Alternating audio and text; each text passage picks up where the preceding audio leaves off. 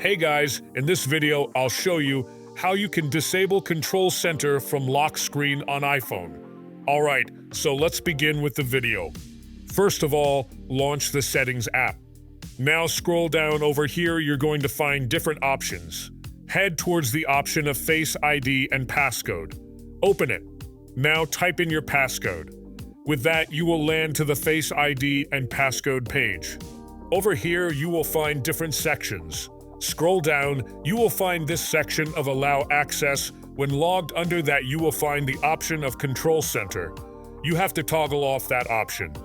Once you do that, you will be good to go. Now, whenever you are in the lock screen, you won't be able to access the Control Center. So that's basically how you can disable Control Center from lock screen on iPhone. So that's all for this video. Consider subscribing if you find it helpful, and I'll catch you in the next one. Thanks.